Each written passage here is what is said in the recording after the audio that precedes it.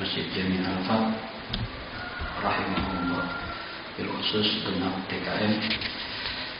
Alhamdulillah wa syukur ala ni'amillah. Pagi hari ini kita bersyukur nikmat dari Allah Subhanahu wa taala, bil khusus nikmat iman dan keistiqomahan. Kita bisa sholat subuh berjamaah, kita beriktikaf dan bertolabul ilmi.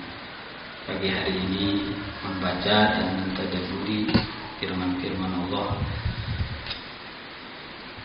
Pada saat ini saya ingat kita berada di penghujung surat Al-Mudaththir. Setelah bulan kemarin kita mentadabburi satu sifat manusia yang pada surat ini disebut secara tersurat seorang pembangkang besar, punya potensi luar biasa. Bahkan saat itu digadang-gadang dia yang paling pantas jadi nabi. Setelah Abu Jahal, dia orangnya. Siapa beliau itu? Bapaknya Khalid bin Walid, yang bernama Walid bin Mughirah. Paling kaya dia orangnya, paling cerdas dia orang, penulis dia orang, berdarah biru dia orang, keturunannya banyak dia orang. Iya, malaikat Jibril salah memberikan wahyu, mestinya ke dia gitu. Satu lagi mestinya ke Abu Jahal. Dua-duanya punya predikat orang-orang cerdas. Yang kemarin juga dijelaskan sedikit ya, saya tarik ke atas. Kalau ada sayembara puisi, menulis karya sastra, yang paling sering juara ini dia Walid bin Mughirah. Sampai berapa kali karya sastranya digantung di pintu Ka'bah, sebuah penghormatan. Karya sastra tertinggi saat itu pantas disematkan, digantung di pintu Ka'bah. Ya, Walid bin Mughirah. Makanya ketika Quran turun menantang karya-karya sastra saat itu ya, yang mujizat Quran ini, indah bahasanya, ini dia yang maju. Nih saya yang maju nanti. Maka ketika pertama kali dia dengar Sayyidina Muhammad bacain ayat-ayat Quran, saya ulang sedikit, surat Al-Nahl ayat 90. Innallaha ya'muru bil adli wal ihsan wa ita'i dzil qurba wa yanha 'anil fahsya'i wal munkari wal baghi. Langsung dia menyatakan ini bukan kalamnya Muhammad. Ini kalam sebagaimana pernah diterima nabi-nabi terdahulu. Indah bahasanya, dalam maknanya luar biasa. Tapi karena kemudian ya tadi iman yang belum ada, tertekan oleh kaumnya yang begitu luar biasa, dia juga akhirnya orangnya yang disuruh buat pernyataan. Karena kalau dia buat pernyataan, ini pengaruhnya besar. Apa yang pantas kira-kira buat bilang itu Quran itu bukan wahyu? Dengan bahasa innahu fakkar wa qaddar. Innahu fakkar wa qaddar. Di ayat 18. Terus dia berpikir, menentukan predikat jelek apa nih buat Quran. Sampai akhirnya muncul, wah ini omongan manusia, ini kalimatnya penyihir, ini kalimat orang gila, dan segala macam. Yang kira-kira saat itu masyarakat Quraisy ketika dengar Rasulullah menyampaikan wahyu gitu ya. Masyarul hadirin rahimahullah. Kita teruskan apa ending orang ini. Kita langsung pindah di ayat 26, kita mulai baca pagi hari ini. A'udzu billahi minasyaitonir rajim. Bismillahirrahmanirrahim. Sa'uslihi saqar. Wa ma adraka ma saqa. La tubqi wa la tadar. Lawahatun lil bashar 'alaiha 19. Dan seterusnya. Sa'uslihi saqa. Ini Bapak, fa'ilnya langsung Allah nih, dengan kalimat aneh. Kata Allah Ta'ala. Kemarin kan aneh kita ini ya. Sekarang juga di sini akan ana jerumuskan dia itu ke satu neraka yang namanya neraka Saqar. Bapak, ayat ini menyebutkan dari sekian nama-nama malaikat, nama-nama neraka, ternyata ada nama neraka Saqar. Kalau belajar dari ayat ini, Saqar itu diperuntukkan buat orang-orang yang seperti tadi tuh, punya watak, punya mental kayak Walid bin Mughirah. Kalau orang sekarang nih Pak, ini bahasa saya ya, dengan kecerdasannya itu, dengan kapasitasnya itu yang luar biasa, suka bikin fatwa, tapi fatwa-fatwa yang seolah-olah buat kepentingan tertentu, melegitimasi kepentingan tertentu. Innahu faqara qaddar faqutila kaifa qaddar. Terus lagi summa nazar. Nazar itu Pak teori. Nazariyah itu makanya ada ilmu nazariyah, itu ilmu yang berdasarkan teori, penemuan. Hingga akhirnya ada rumusan sampai satu kesimpulan fatwa. Itu begitu. Terus berpikir. Apa ya bahasa kasarnya tuh? Fatwa pesanan. Ya Pak Halim. Ini Pak saya begini, kasih dalil lah ya. Nanti begini nih, kasih dalil. Biar semua orang percaya begitu.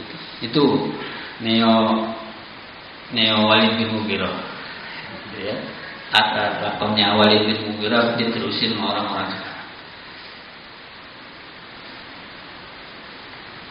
Kalau bahasa saya ini orang Betawi, kalau yang ngomong tukang ojek kan nggak ngaruh apa Pak. Ya Pak. Kalau yang ngomong jamaah biasa juga nggak ngaruh apa sampai dengar. Tapi kalau yang ngomong itu orang yang punya pangkat, punya kedudukan, memang dia pengikutnya banyak.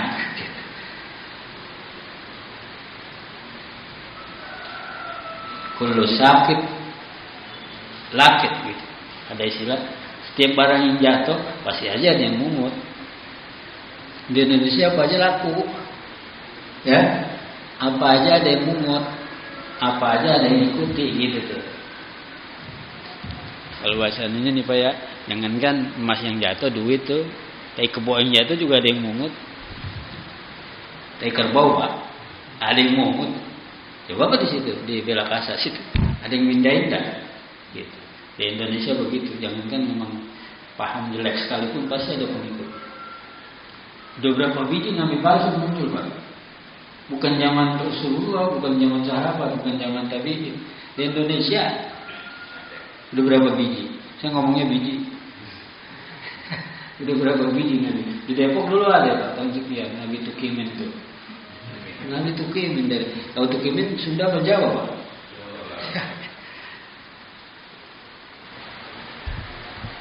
Ya, orang-orang kaya Walid bin Mughirah. Kata Allah Ta'ala, sa'uslihi saqar. Yang begitu akan aku jerumuskan ke neraka Saqar. Di sini Bapak, kemudian Allah bertanya, retorika, wa ma adraka ma saqar. Tahu ente enggak? Ente tahu enggak itu neraka Saqar? Bapak, saya pernah menyampaikan sehingga saya di waktu bulan puasa beberapa Ramadan yang lalu. Kalau di Al-Quran menggunakan kalimat tanya wa ma'adroka itu bil hakiko yang tahu cuma Allah. Ya, hakikatnya yang tahu cuma Allah. Cuma ngasih sifatnya dikit-dikit aja. Substansinya seperti apa. Bahkan ada di bayangan kita juga bukan begitu. Contoh misalnya kalimat Quran pakai wa ma'adroka. Wa ma'adroka mal hutoma, dalam neraka. Kamu tahu kan neraka hutoma? Wa ma adraka ma Lailatul Qadar. Kamu tahu nggak yang disebut Lailatul Qadar? Wa ma adraka juga. Jadi menyebutin malam ganjil ini. Fil haqiqah yang tahu cuma Allah. Sama seperti ini. Wa ma adraka ma saqar. Tahu nggak yang neraka sakar itu? Sedikit dikasih sifat. La tubqi wa la tadar. La tubqi wa la tadar. Bahasa la tubqi wa la tadar. Saya baca dulu tafsirnya nih. Imam Marawi.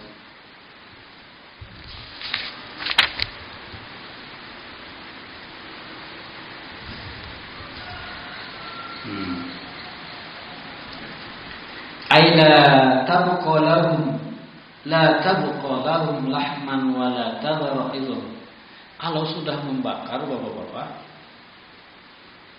itu tidak menyisakan sama sekali. Kulitnya hangus, tulang-tulangnya itu bahasa la tubqi wa la tadhar.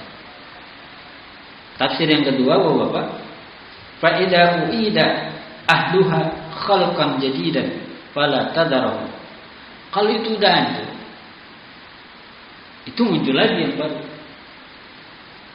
Begitu lagi, hangus lagi. Bahasa yang lainnya, tidak kami kasih istirahat sedikit pun. Orang yang masuk ke dalam neraka sakor itu nggak ada jedanya sama sekali.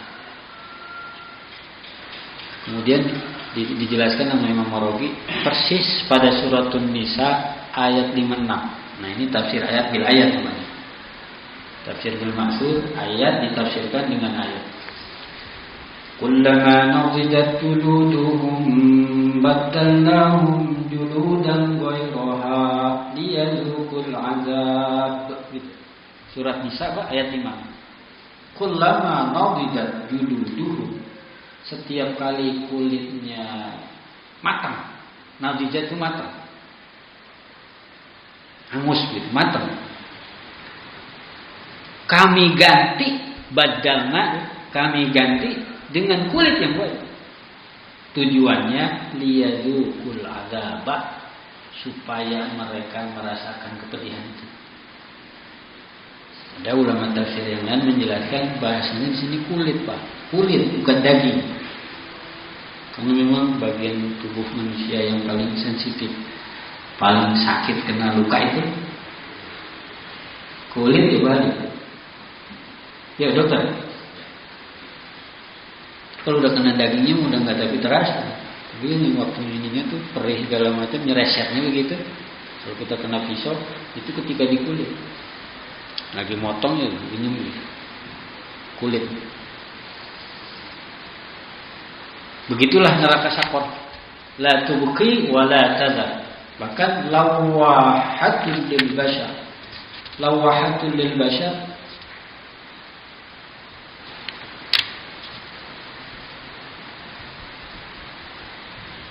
Itu di sini bahasa terjemahnya Pak, menghancurkan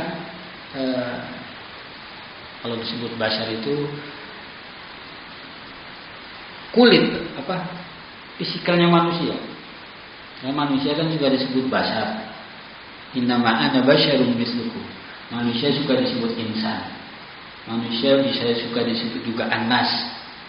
Nah ini punya makna konotasi beda-beda. Tapi manusia juga. Ketika manusia itu bahasa Qur'annya basyar, itu manusia secara fisik. Yang makan, yang minum, yang tidur, yang tubuhnya seperti ini itu basyar. Persis seperti Rasulullah disuruh mengatakan oleh Allah Ta'ala, bila kul innama ana basyarun mislukum. Ana ini manusia kayak ente.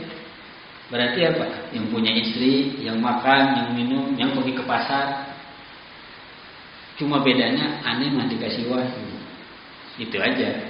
Ya, cuma bedanya ana dikasih wahyu. Jadi beda. Karena beliau dikasih wahyu, maka maksud. Akhirnya nyaris bahkan tidak pernah sekalipun melakukan kesalahan. Dibuat sedemikian rupa oleh Allah Ta'ala agar tidak ada celah dan selah kesalahan pada diri beliau, karena memang diciptakan sebagai panutan. Tapi secara ininya basyar, manusia seperti itu. Lawahatul lil basyar.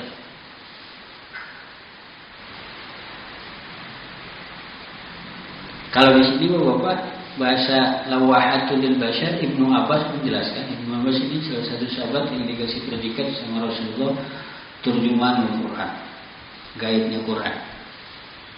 Punya tafsir tuh Pak, tafsirnya satu jilid, tapi ini juga jadi rujukan. Tanwirul Miqwas, tafsir Ibnu Abbas. Itu bisa dicari di toko-toko kitab tafsirnya Ibnu Abbas. Kata beliau itu lawahatul lil bashar, itu kalau udah bakar kulit Pak, apinya neraka sakor, sampai kulit itu berubah warna. Berubah warnanya itu nggak langsung hitam, nggak langsung gosong begitu Pak. Bagaimana tuh Pak dokter kalau orang kebakar? Perubahan warna kulitnya. Coklat dulu ya? Begitu tuh. Oh ternyata Quran dari udah bilang begitu. Lawahatul lil bashar. Iya, kita langsung angus ya. Langsung kena daging ya. Bagian demi bagian tubuh manusia itu semuanya kena. Sampai nanti di surat Al-Humazah Pak, salah satu neraka ini utama itu sampai alal afidah, sampai ke jantung hati. Kemudian kata Allah Ta'ala neraka sakor itu alaiha tis'ata asyar. Neraka sakor itu alaiha tis'ata asyar. Alaiha di sini diterjemahkan dimaknai neraka sakor itu dijaga oleh 19 malaikat.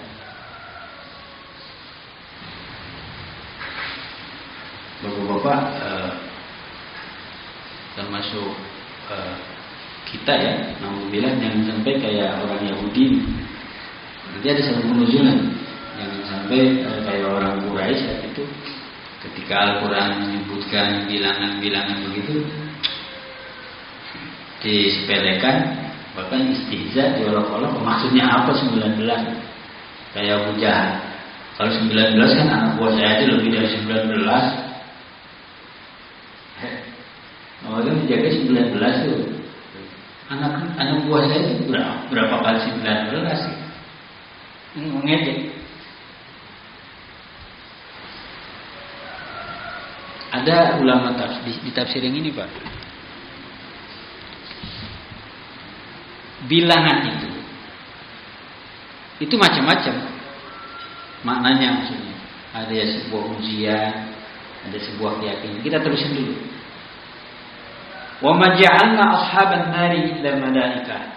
Kata Allah Ta'ala, tidaklah kami menciptakan penjaga neraka itu kecuali bangsa malaikat. Imam Rabi menyebutkan kenapa malaikat Pak? Makhluk yang paling kuat, makhluk yang gak punya kepentingan, ya, makhluk yang gak punya hawa nafsu. Artinya apa? Steril banget, murni sesuai kehendak. Lalu kita tersinggung juga nih Pak, ya. Kalau penjara dunia kan yang jaga orang, bukan malaikat. Kalau malaikat yang katanya divonis 9 bulan ya 9 bulan, ya. Yang katanya divonis 9 tahun ya 9 tahun. Kenapa? Kalau yang jaga malah malaikat. Kenapa? Gak punya kepentingan, gak bisa disobok begitu dah, ya, gak bisa dia. Kata Allah Ta'ala begitu makna pertama. Tidaklah kami menciptakan penjaga neraka itu kecuali bangsa malaikat. Terus wa ma ja'alna 'iddatahum, dan tidaklah kami menjadikan bilangan mereka itu. Dalam hal ini konteksnya 19 itu. Karena ada pertanyaan tuh, ada olok-olokan. Pertama punya tujuan illa fitnatal lil ladzina kafaru. Ini ujian fitnah buat orang-orang kafir mah, ya. Buat orang-orang yang gak percaya, Allah mau angka berapa aja fitnah. Ngomong angka 17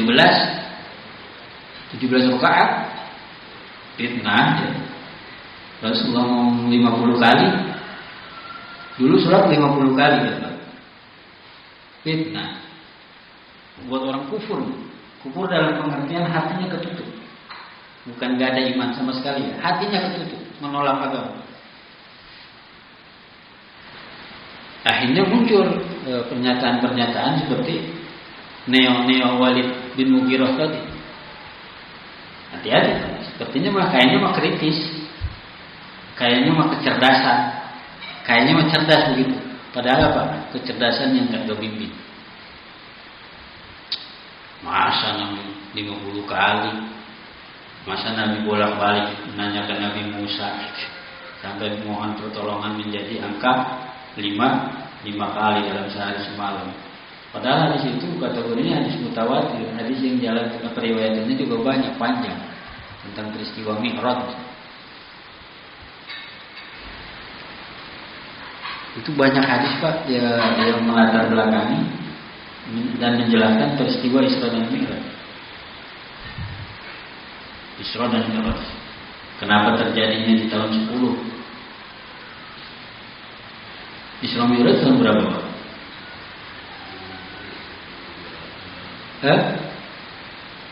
Sejarahnya dikit. Peristiwa Isra terjadi tahun berapa? Iya, Maulusi. Sekarang Maulusi tahun berapa? Tahun Buka Cita.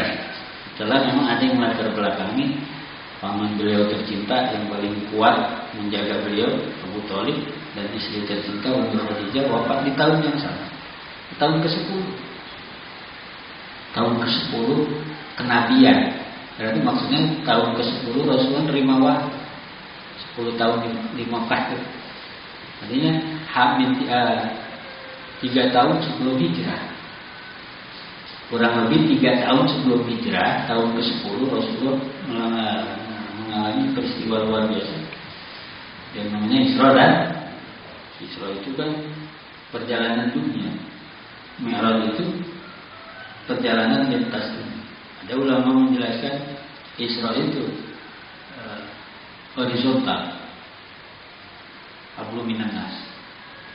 Ya, Mi'raj itu vertikal, hablu minan nur, menerima perintah sholat.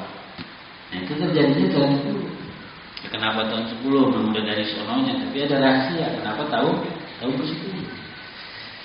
Nah, begitu tuh kira banyak menyebut angka. Ntar lagi tentang warisan, ntar lagi tentang bab sedekah, bab infak, ya, bab semua, bab wasiat, itu semuanya menyebut angka, termasuk di sini.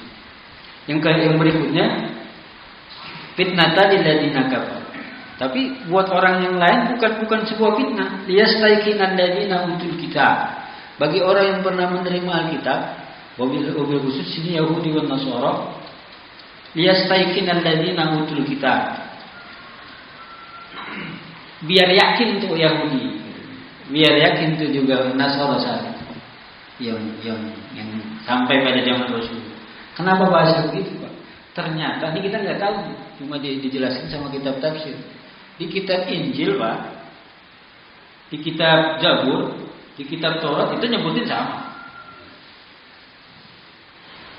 Ya, kita percaya, kita nggak ketemu mana yang asli Injil.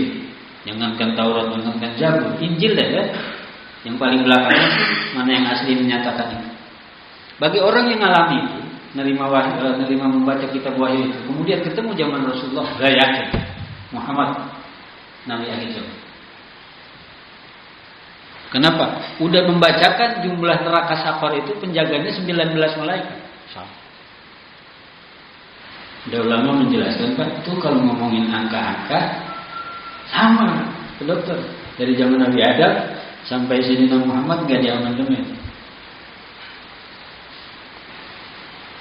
Oleh karena itu, bagi orang yang pernah menerima Alkitab, itu menjadi sebuah keyakinan biar tambah. Kemudian wayazdadal ladzina amanu iman. Orang yang beriman zaman Rasulullah sampai saat ini biar imannya bertambah-tambah terus.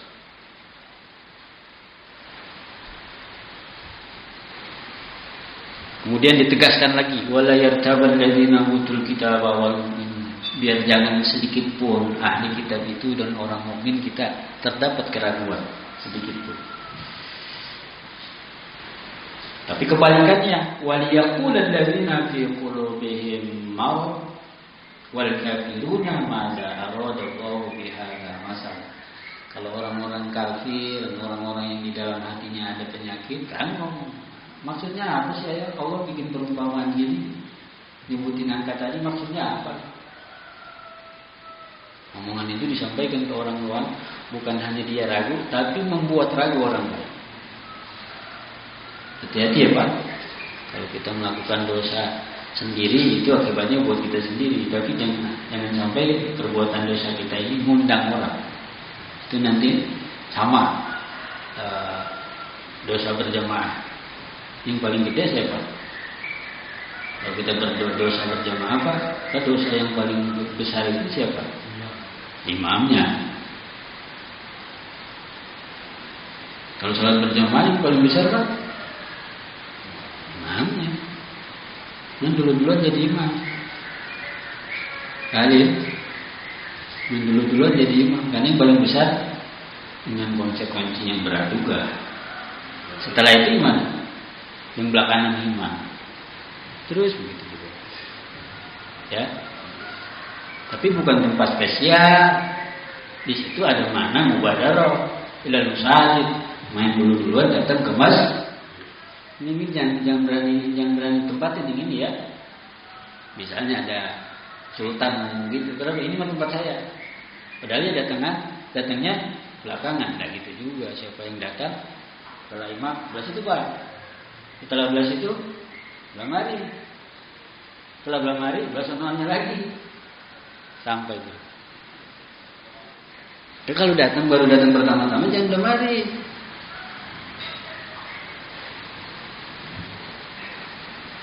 Itu ya. Terus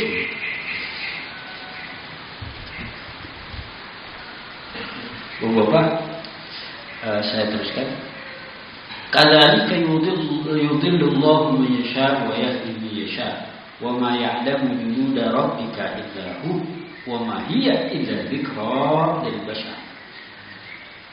Demikianlah Allah memberikan petunjuk, Allah menyesatkan kepada siapa saja yang Imam Rabi menjelaskan di Syurah Al-Hadirin, iman itu kan sesuatu yang bukan abstrak, tapi demikian Allah memberikan hidayah kepada siapa yang Allah mau. Allah menyesatkan bukan bermakna fatalis. Kalau gitu kita diam aja dan terserah Allah saja. Teori Ahlus Sunnah wal Jamaah ada kasar-duga, ada upaya orang memperbaiki dirinya, ada upaya orang menangkap hidayah, ada upaya orang mau meningkatkan iman. Sebenarnya dalam hadis yang lain Rasulullah menjelaskan iman itu naiknya dengan amal soleh. Iman itu turunnya dengan meninggalkan amal soleh, bahkan melakukan kemaksiatan. Menjadi tanda-tanda al-iman yazidu wa yanqus. Ujung-ujungnya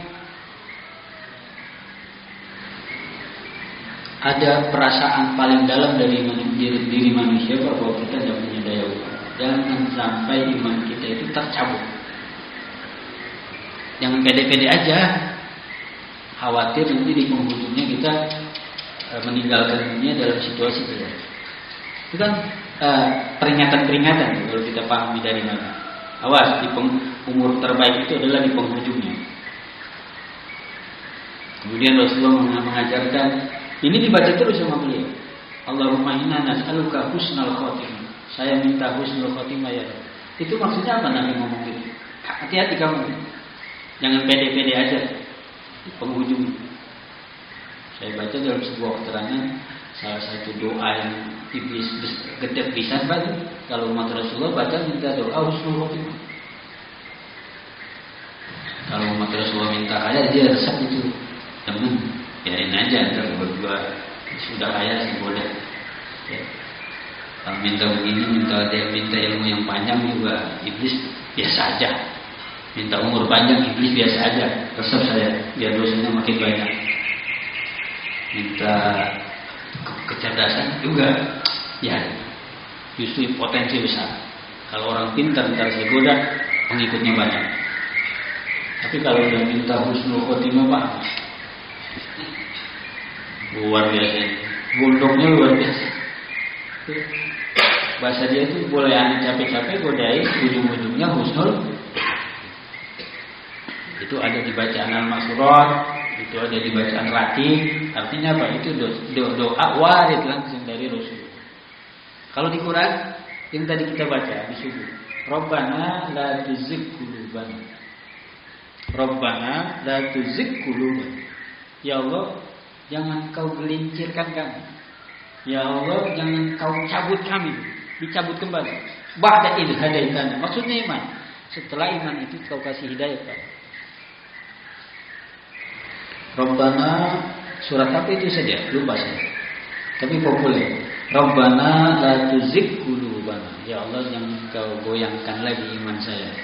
Ba'da idh hadaitana. Setelah kau kasih hidayah. Kayak seperti sekarang. Al-Imran. Ayat berapa tuh Pak? Masih awal ya? Ayat 8.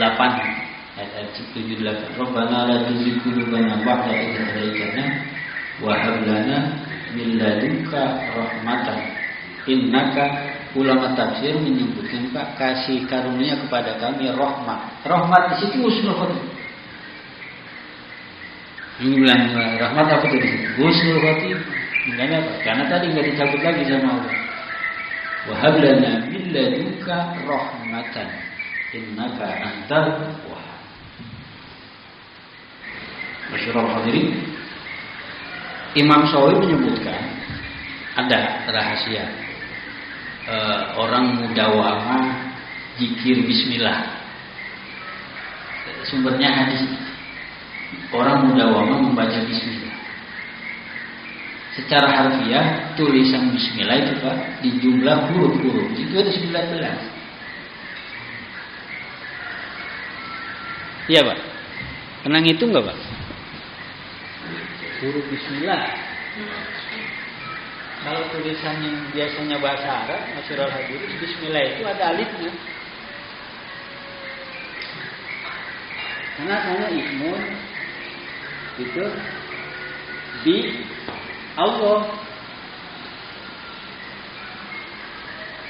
Asal tulisannya begitu tuh.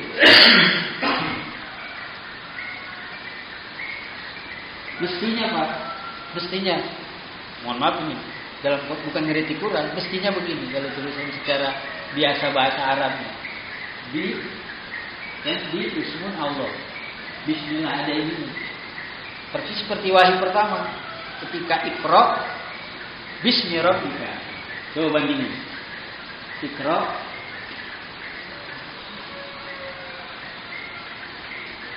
bismi rabbika gitu. Coba cek Pak. Buktikan benar enggak ini? Iqra bismi rabbikal ladzi khalaq.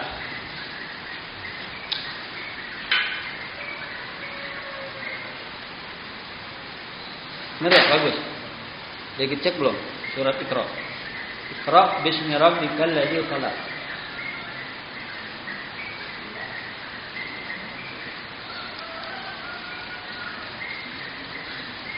Giliran bismillah langsung aja.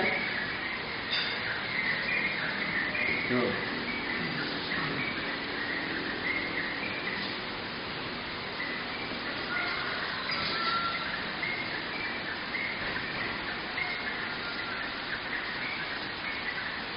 Nah ini kalau kita hitung jumlah hurufnya Pak 19. Kalau 14 malah menyelamatkan kita dari penjagaan malaikat neraka yang 19. Maksudnya satu huruf mengawal. Itulah Quran. Kita percaya Pak, baca Quran yang benar satu huruf itu punya nilai 10. Derajatnya bukan satu kalimat, satu huruf.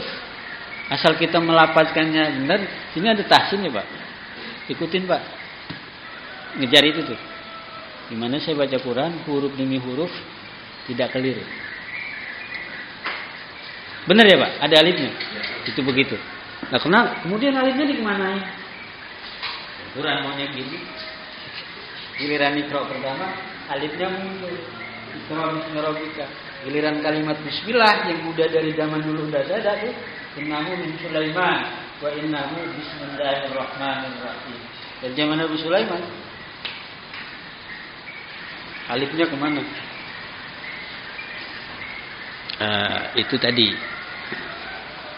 ngaji alif bahasanya itu simbol kelurusan hatimu. Ya, sama yang satu ini kita udah bisa bahasa sani ini tauhid, Pak. Bisa satu itu ya diri kamu, hati kamu. Ngaji alif bahasanya. Kalau bab harta sama satu kamu paling ingat paling dulu. Kalau urusan bab harta ya, satu bagian itu Pak selalu kamu kedepankan. Baru bismillahnya benar. Baru gak usah banyak-banyak ya. Baru bismillahnya benar. 1 buat agamaku, 9 buat diri kamu. Bismillahirrahmanirrahim. Gimana ya? Mengaji bismillah aja. Kalau bismillah yang benar, bukan bacanya Pak. Segala sesuatu. Di situ juga tersirat nawaitu yang benar. Kenapa? Tadi yang lurus. Kalau bismillah yang benar. Dulu orang dulu ngajarin maksudnya kalau niat yang benar ya. Kalau ngerjain sesuatu. Bismillah makana. Bismillah saya makan. Bismillah saya belajar. Bismillah saya berumah tangga. Bismillah saya melakukan aktivitas apapun. Bismillah. Zikrullah. Masyarakat hadirin agak lama di sini. Kita terusin ya. Kalla wal qamar wal layli id adbar was-subhi idza asfar. Allah bersumpah demi waktu-waktu yang disebut di sini. Rembulan, malam kalau sudah mulai meninggalkan. Pak, malam kalau udah mulai meninggalkan berarti mau menjelang subuh. Iya, itu waktu-waktu paling luar biasa. Kemudian subuh kayak sekarang, asfar itu udah mulai terang mentaring. Udah mulai kelihatan mentaring. Waktu mulia apa yang disebut tadi? Isyraq. Syuruk. Jadi isyraq itu Pak, orang subuh berjamaah, subuhnya enggak ketinggalan, melakukan aktivitas seperti ini, diantaranya enggak tidur lagi, bubar dari masjid, dia sholat 2 rakaat, isyraq. Yang dikasih keterangan sama Rasulullah martabatnya kayak orang pergi umrah sempurna. Gimana kalau kita kerjain tiap hari Pak?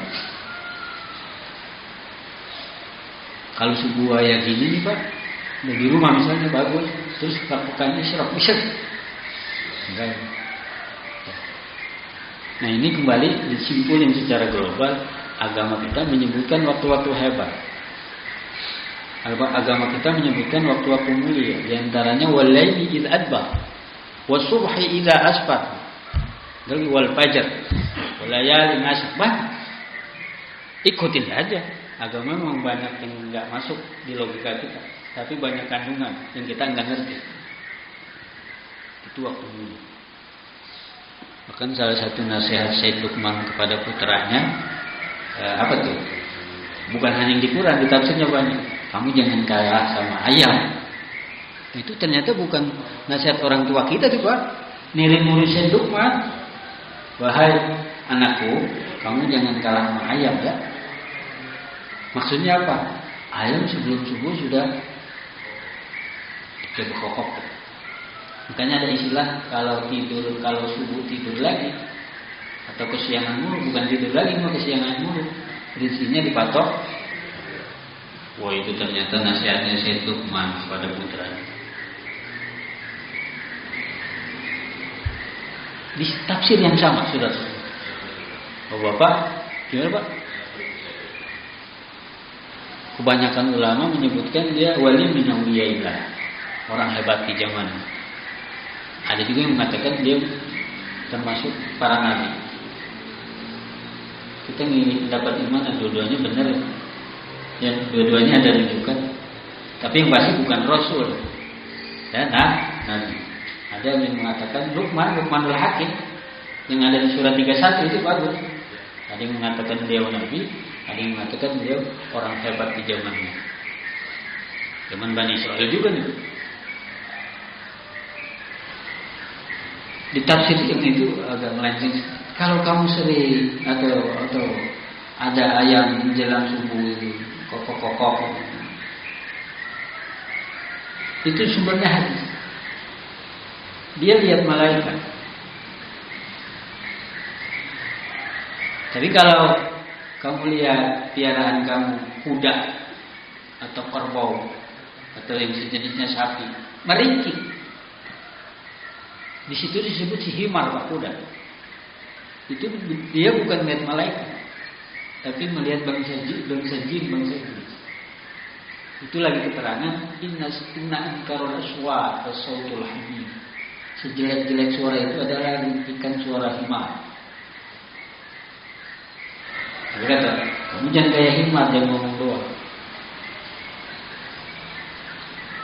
Kita nggak bisa bukti. Ini paling jelek suara apa, Pak? Suara binatang. Kata kita anjing, gitu. Kata Quran itu himar. Nah, saya memahami bukan suara yang kedengaran sama ininya, Pak. Kenapa? Tadi dia itu bisa antisipasi, dia bisa mendengar atau dia bisa seperti bangsa iblis. Maksudnya omongan paling jelek itu walaupun puitis banget, lembut banget, kalau mengikuti bangsa itu, ya. Kalau omongannya mengikuti waswasi syaitan, tulisan yang mengikuti waswasi syaitan itu tulisan terjelek, itu omongan paling jelek. Inna ankarul aswat sautul hamid. Karena zohirnya salah satu makhluk Allah binatang itu yang bisa melihat langsung bangsa itu dia. Berarti di antara binatang-binatang Allah itu pun ada kekhususan. Yang ayam gitu, atau ikan. Kata guru, terserah itu kalau piara salah satu binatang di rumah itu binatang yang nggak tidur. Nah, bener ini. Yang nggak tidur binatang apa, Pak? Ikan ya. Kalau ikan yang lama gede, berarti bisa menemani rumah tangga kita tuh bertahun-tahun ke dokter. Tapi seringan diajak zikir bareng. Dia yang jaga tuh berarti terserah, saya percaya apa enggak, Pak? Hah? Ya kalau abang minta akuarium bikin yang bagus,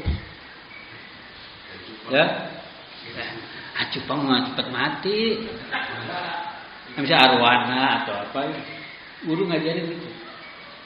Kalau ada sesuatu kan gaib itu ada, Pak. Cuman kita nggak kelihatan. Dia dulu tuh yang menjaga, yang menjamu gitu. Makanya biasanya rumah-rumah pejabat ada apa? Ada akuarium nggak? Bukan cuma nuansa keindahan, bukan. Ngomongnya ngaco dikit ya, Pak, tapi dia kalau lihat ikannya mati, dia suka bingung juga. Ada apa sayang? Gitu.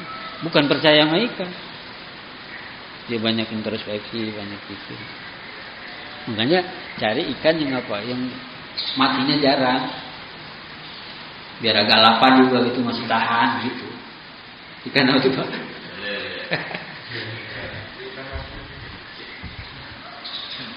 Ya, ente tidak tahu sejarahnya dulu orang-orang hebat itu zikirnya pasti di air. Benar. Nah, para kanjeng Sunan mandi itu. Kalau nggak di hutan, di gunung, di air bagus. Berarti Masjid Al-Fath top nih, punya potensi besar. Karena dekat air baik. Dari Hidayah anak umum saya itu. Bener bagus, enggaknya jangan ada yang ngajakin tukar. Teman dari Hadramut, bener kayak tukar, untung udah jadi. Emang apa? Tempatnya ini gitu. Orang boleh dihibahin sama bapak. Bercanda tapi serius. Pinggir. Nah, masyarakat hadirin, 5 menit lagi. Saya terusin ya. Saya lompat-lompat nih. Biar langsung ditutup. Bapak kesimpulannya, orang kayak Walid bin Mughirah adanya di neraka Sakor. Tapi di sini disebutin lagi, Pak. Sebenarnya neraka Sakor itu buat siapa? Nah ini Quran mensifati peruntukan neraka sakor buat umat Rasulullah. Alhamdulillah ya, generasi akhir zaman. Ada di ayat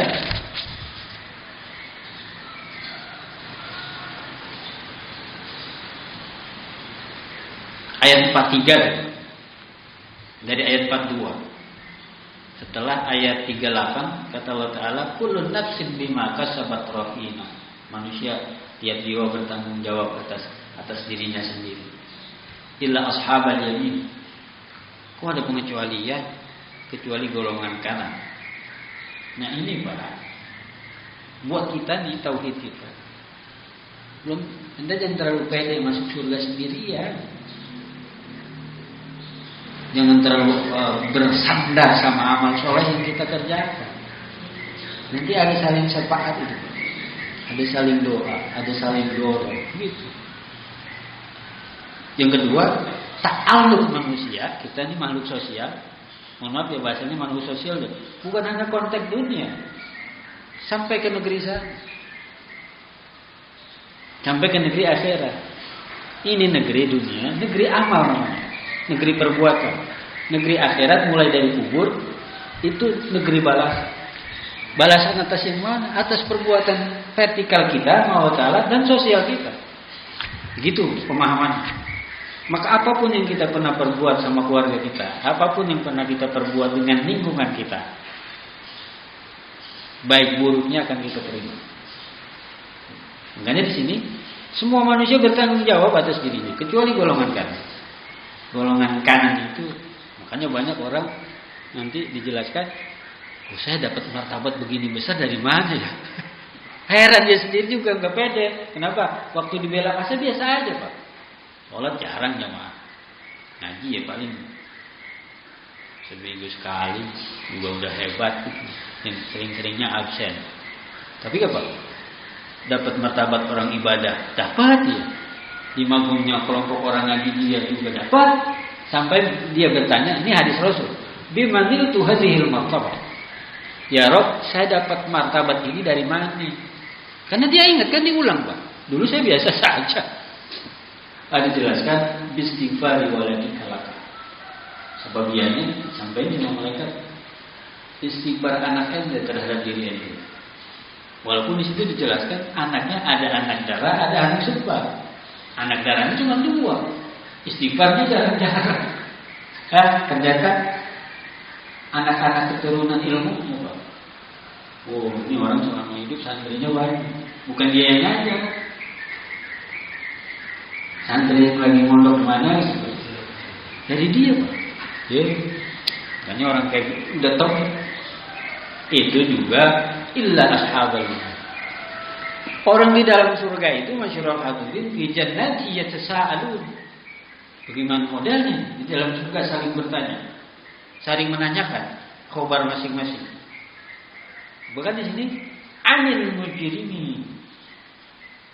Saling bertanya tentang orang-orang yang mujrim. Mujrim ini orang umat Islam, Pak. Orang mukmin, cuma banyak melakukan dosa. Mujrim namanya. Anil mujrimin.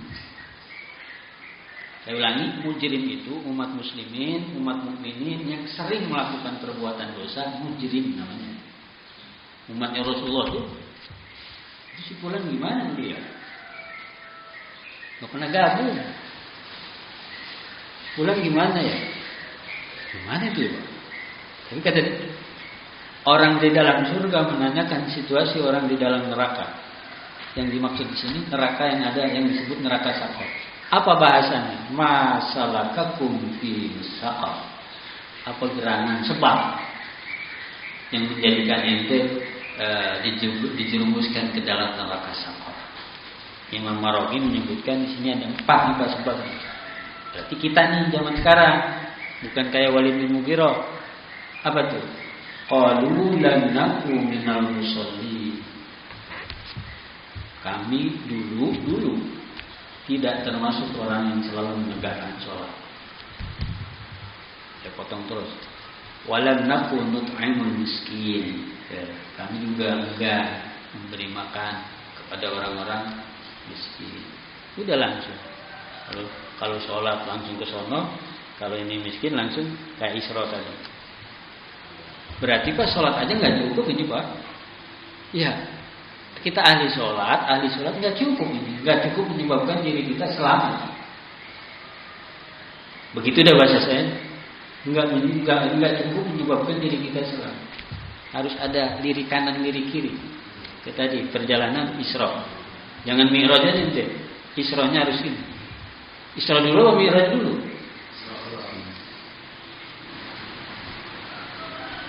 Wa kunna nakhudu ma'al qa'idin. Kalau bahasa di sini Pak, kami dulu selalu berada di kubangan kemaksiatan. Wa kunna nakhudu ma'al qa'idin. Qaud itu Pak kayak semacam misalnya kuali itu kuali besar. Pak, kami adanya di situ tuh, kagak naik-naik. Ya. Berarti berkutat di suatu perbuatan kemaksiatan yang tidak punya nilai faedah. Bahkan wa kunna nukadzibu biyaumiddin. Kenapa? Iman kami sama hari akhirat tipis. Dikit. Bahkan cenderung mendustakan. Pak, kita semua yang ada di sini, Bapak percaya enggak sama hari akhirat? Benar. Besok ada kiamat Pak, bakal begini-begini, kita percaya enggak? Percaya enggak Pak?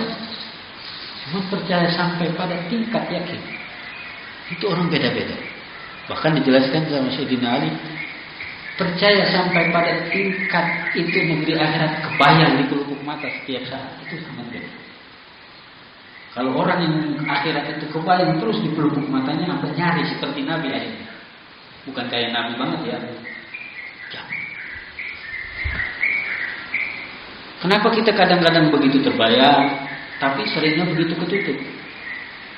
Ketutupnya sama apa Pak? Sama materi kita. Benar nggak? Enggaknya kadang. Balik ya.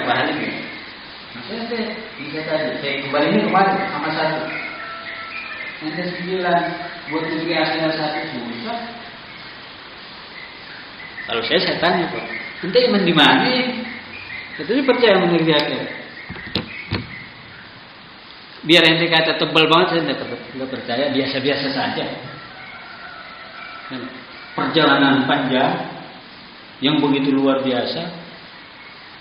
Kalau pakai ini maksudnya pakai logika kita juga, berbekal yang seperti apa yang kita persiapkan? Untuk pulang kampung nggak punya duit pas-pasan juga ke PD bagus ya. Baru cuma ke Jawa, baru cuma ke Surabaya Pak. Coba pulang belum punya duit. Kalau PD, pergi ke sana.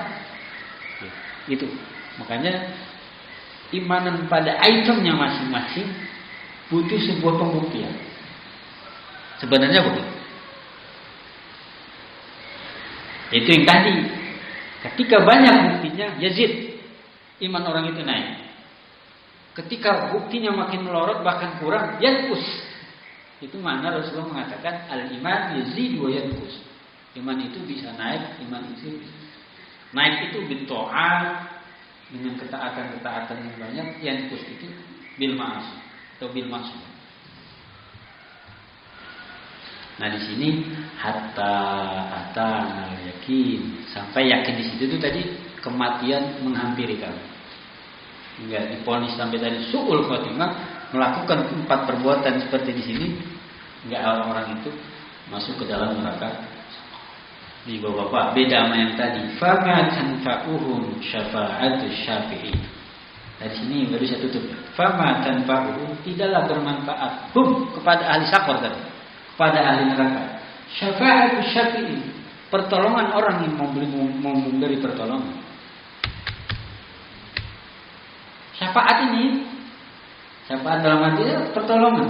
Kalau udah di situ siapa yang menolongin? Orang yang menolongin juga nggak bisa, dia juga nggak berat termasuk orang yang ditolong. Fama tanfa'uhum syafa'atu syafi'i. Berbeda sama tadi ashabul yamin. Ya, di jannati yatasalu. Orang ashabul yamin golongan kami. Masyarakat hadirin, walaupun belum selesai, kita cukupkan tadabbur kita surat Al-Mudaththir. Mudah-mudahan secara garis besarnya bisa kita pahami dan Allah kasih enteng badan kita untuk mengamalkan dalam kehidupan kita. Shallallahul adzim, wallahu a'lam bishawab. Assalamualaikum warahmatullahi wabarakatuh. Terima kasih Pak Ustaz pembahasan tafsir Quran surah Al-Mudaththir. Silakan untuk para jamaah yang mengajukan pertanyaan. Jadi bersoal.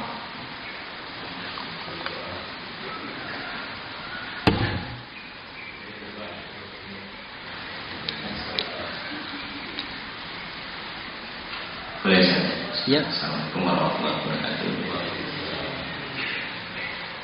Ada 3 pertanyaan. Tadi mengamati dari Walid bin Mughirah karena di kajian syirah pernah ada perjalanan pernah ada cerita bahwa Walid itu mendengar apa yang disampaikan Rasulullah, kemudian ini kalimat ini bukan dari manusia. Terus karena dibisikin sama Amr bin Hisam Abu Jahal itu, saya sudah menyampaikan waktu itu, yang menyatakan bahwa itu saya tanya kok bisa dia dipelintir biar tidak mendukung begitu. Saya jadi kepikiran untuk sebenarnya kalau kemudian orang yang sekali berwalid bin Mughirah, ini bukan pikiran manusia ini. Nah, kalau awam kayak saya gitu, kita pengen tahu ini kalimat Quran, ini bukan gitu. Itu ada tipsnya nggak? Atau memang kita harus memahami lughatul Arabiyah, bahwa kita paham bahasa Arab itu baru kemudian kita bisa tahu ini. Itu satu. Jadi bukan muji, memahami bahwa ini kata-kata manusia dan ini kata-kata firman Allah Muhammad Rasul. Itu satu. Yang kedua, tadi penjelasan yang cukup panjang tadi saya menarik membayangkan satu situasi pada saat Nabi mendapatkan firman kemudian menyampaikan kepada sahabat-sahabat. Bayangan saya itu komunitas Arab, komunitas Mekah atau Madinah atau dunia bahkan itu kan terguncang dengan versinya masing-masing.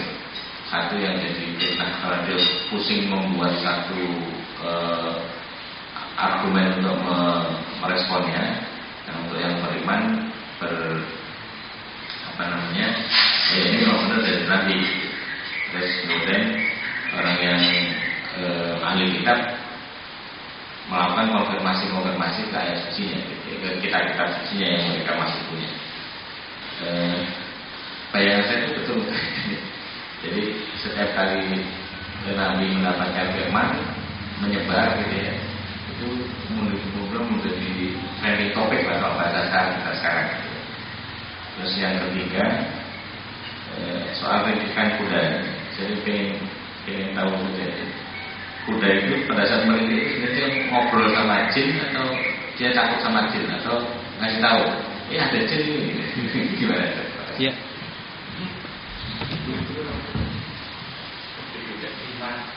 Quran sendiri Pak, kemudian dari pertama Quran sendiri bilang Quranan Arabiyyah di iwajin, nggak ada kebengkokan nih. Quranan Arabiyyah la'allakum ta'qilun. Itu bahasa fil amarnya itu fil mudhari'nya ta'qilun. Surat Yusuf misalnya. Ini Quran berbahasa Arab. Quranan Arabiyyah la'allakum, supaya kamu ta'qilun. Artinya akal Pak. Supaya kamu berpikir di situ. Maksudnya berpikir di situ kamu pelajari. Makanya dalam budaya santri ngaji bahasa Arab itu disebut ilmu alat. Alat apa tuh? Alat paham agama, paham Quran. Kalau alatnya belum ketangkep, makanya mohon maaf berguna. Saya juga nggak bisa Pak, bisa sedikit. Saya nggak terlalu percaya Pak ahli. Orang katanya pahamnya bagus, bahasa Arabnya nggak ngerti. Ini kalau ngomong sakleknya Pak Dokter. Mohon maaf nih ya, mohon maaf. Bapak bagus banget nih ceramah kayak apa kajian gitu. Tapi Bapak nggak ngerti bahasa Arab. Saya tahu baru sekarang, saya berhenti ngaji sama Bapak. Bahasa sakleknya begitu. Guru besar Iskandar nih, ternyata di kemudian hari dia nggak ngerti bahasa Arabnya Pak. Padahal dia ngajar agama, saya berhenti ngaji. Saya pamit baik-baik. Pasti tidak bagus. Mau dibilang dalam kayak apapun, itu bahasa Arab. Ini ngomong orang yang nggak ngerti bahasa Arab. Bahasa Arab sih. Atau misalnya sekarang nih Bapak nih ngerti sastra Arab. Ayo dah saya tes saya. Ini Quran apa bukan? Misalnya saya nggak hafal Quran. Ini hadis apa bukan? Itu ketahuan Pak. Jangankan Quran, hadis. Rasulullah itu nggak tahu orang ummi Pak. Nggak ada sejarah orang tahu dia belajar di mana. Ketika keluar dari lisannya punya tingkat balaghah yang luar biasa. Ketinggian kedalaman bahasa Arabnya itu Pak, tata bahasa Arabnya itu Nabi, apalagi. Kira-kira begitu dah Pak Dokter. Emang ketahuan.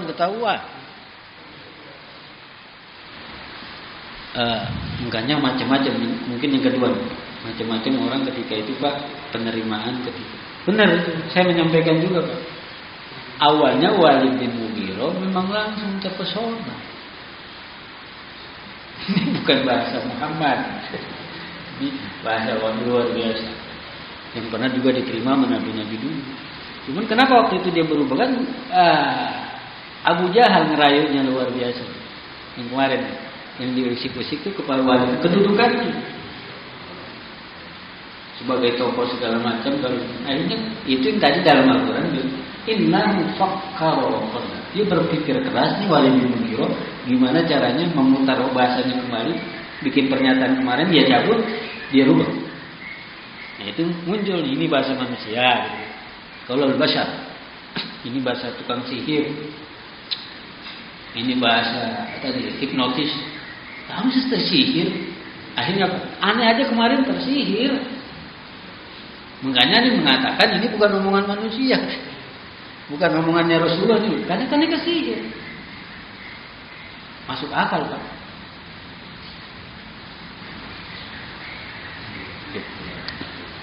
Yang berikut rata-rata ancaman Pak. Saya ulangi ya Pak. Kenapa tokoh-tokoh Quraisy itu menolak Rasulullah? Rata-rata ancaman kedudukan dunia. Tapi nggak jauh beda Pak. Kita juga kadang begini karena ancaman kedudukan dunia. Hingga akhirnya kita nggak mau menerima karena terancam. Contohnya, Pak Dokter coba buka yang tadi yang secara sejarah Rasulullah baca ayat ini di depan Walid bin Mughirah. Surat An-Nahl, kalau salah 90. Innallaha ya'muru bil adli wal ihsan wa ita'i dzil qurba. Ada 3 nih. Ini Walid bin Mughirah yang bisa merasakan keindahan bahasa balaghah itu bahasa seimbang luar biasa. Gak mungkin ini Muhammad bin Abdullah yang itu. Innallaha kata sama Said Abdurrahman, Said Umar bin Abdul Aziz zaman tabi'in. Ini beliau selalu baca ketika khutbah kedua di dalam mimbar Jumat. Innallaha ya ibadallah, innallaha ya'muru bil adli wal ihsan. Itu kan? Wah, itu surat An-Nahl 95 bukan? 9. Innallaha apa? Innallaha ada 2 nih Pak. Kalau al-amru perintahnya ada 3.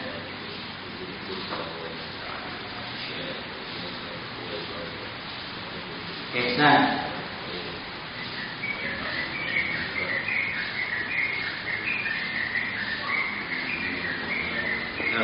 ada 3. Larangannya juga 3. Innallaha ya'muru perintahnya adil, ihsan.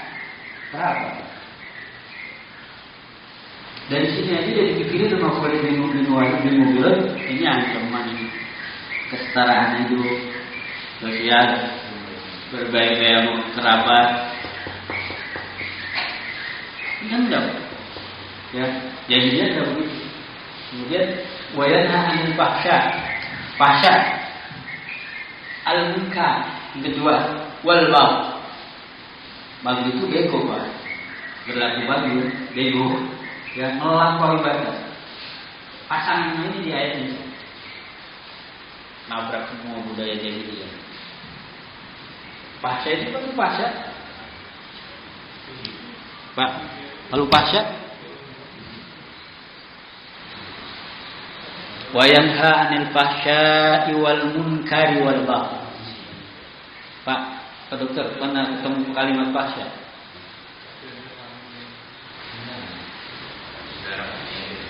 Ini aqimis sholat, inna sholata tanha 'anil fahsya'i wal munkar. Apa bedanya fahsya sama munkar?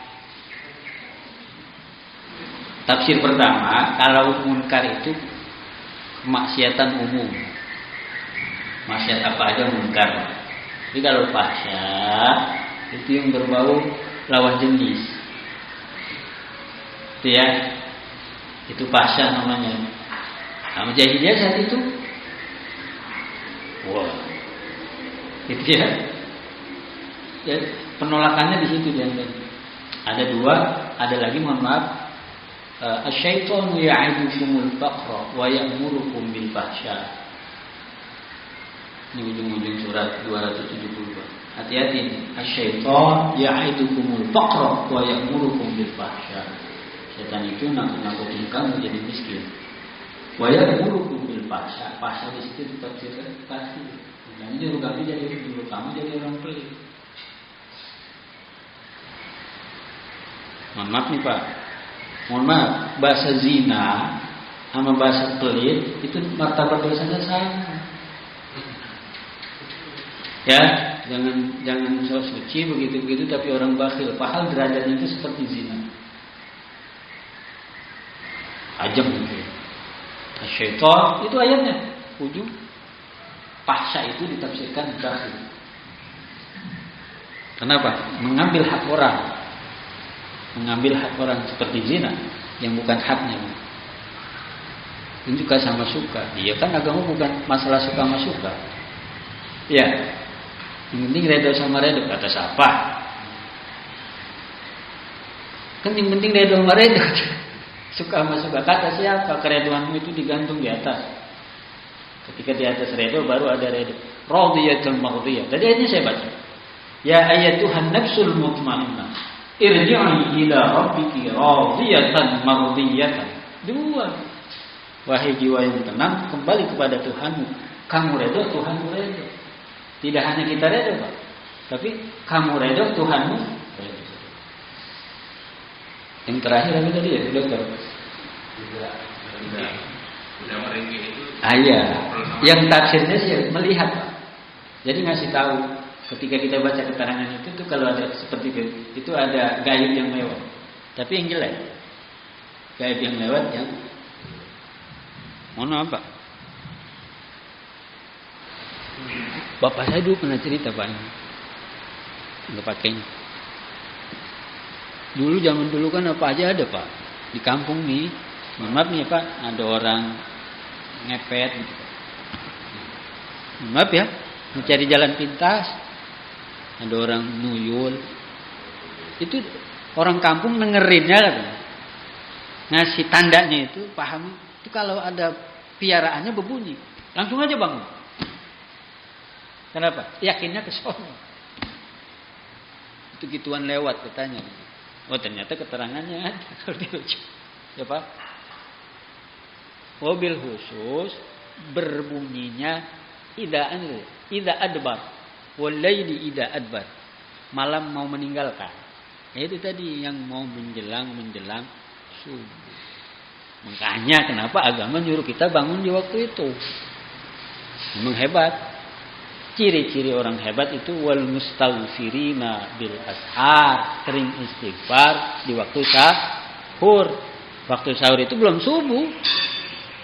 Sahur ala Rasulullah kan, makan selesai minum begitu Pak. Dia baca ayat 50 ayat atau sampai 100 azan subuh. Wallahu a'lam. Cukup ya Pak? Subhanakallahumma wa bihamdika asyhadu an la ilaha illa anta astaghfiruka wa atubu ilaik. Assalamualaikum warahmatullahi wabarakatuh.